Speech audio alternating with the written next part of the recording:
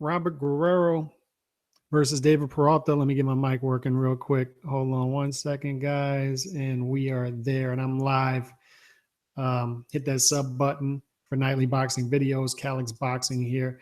Not much to say as far as this fight. I'm going to call it a prediction because I'm actually going to give a prediction, but pretty easy fight to call, you would think. However, there are some gray areas here, being that it's Robert Guerrero in 2016. People forget that Robert Guerrero has been a pro for 15 years now. He's been around a while. He's 33 years old. He's been in wars, so he's been around.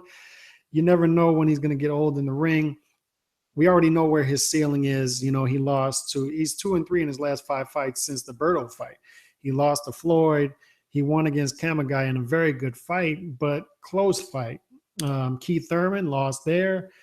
Aaron Martinez, he won a close decision. And then Danny Garcia, he lost the fight. So we know he has a ceiling.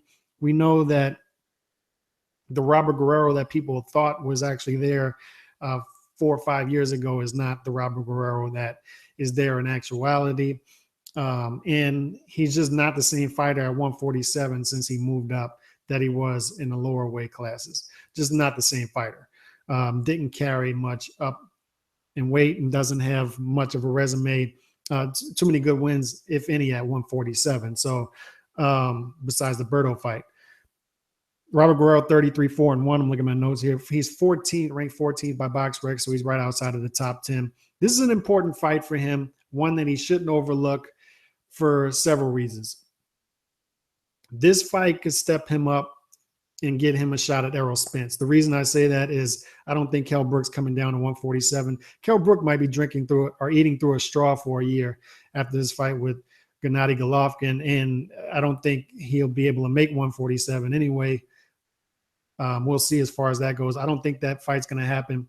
And I'm pretty sure Keith Thurman and Danny Garcia and other guys are going to have mandatories that they have to fight. And I don't see them getting in the ring and mixing up with Errol Spence. And I think Al Heyman's going to want to keep some of these guys, other top guys that he's trying to manage, promote, out of the way of Errol Spence, being that Errol Spence looks very talented. So a named fighter who is easy picking, so it seems, and has a name, like I said, is Robert Guerrero. So he needs to win this fight in order to possibly get that shot at Errol Spence and be one of those stepping stone type fighters for Errol Spence and maybe make a little more money before possibly he retires in a year or 2 or 3, whenever he's going to retire. But Robert Guerrero is one of those guys like a, I don't know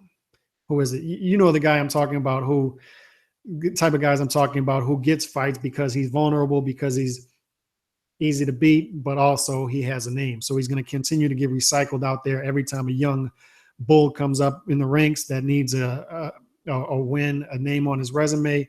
Robert Guerrero is going to be put out there. The guy I was thinking of is Gabe Rosado. Gabe Rosado keeps getting fights with named fighters because he's that type of fighter. He's the type of fighter who people in the boxing world know. He has a bit of a name, but he's a guy who you should, if you're good and you show up, he's easy to beat. As far as this fight goes, there's not much footage out there of David Peralta. I wouldn't have seen this guy fight, but my boy, we were talking about the fight earlier, he sent me a fight that David Peralta was in against a guy named Cesar Valdez a couple fights ago, I think. And there's not much to him from what I saw. Doesn't seem to have much power, and that's backed up by his KO percentage, which is 50%. So you're talking about two guys in here who don't have much power. Obviously, Guerrero has an edge in talent and technique. Peralta doesn't seem to be much like a lot of Argentinian fighters, doesn't seem to be much in the way of being very technical. He just wants to get in there, move in straight lines, walk you down, and mix it up. However, I think Guerrero, one thing he's good at is standing his ground and walking guys back to the ropes. I think he'll do that in this fight. I think he'll win by attrition, by a late stoppage in this fight. I actually think that he'll stop Peralta in this fight. This is Peralta's first fight in the States. This fight is on Spike. It is in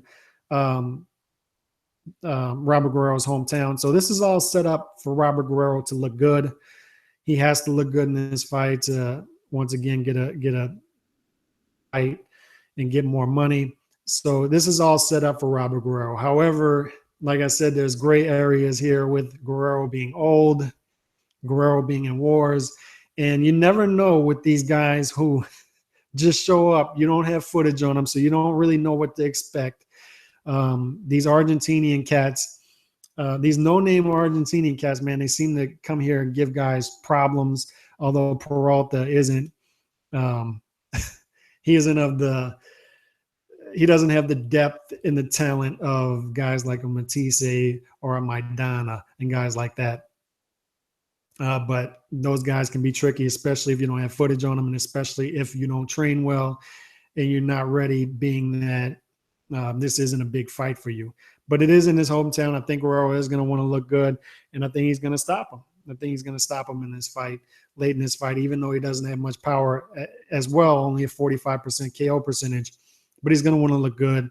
But this is a fight that I think it'll be the type of fight where Guerrero will win every round, but he's not necessarily going to look great doing it.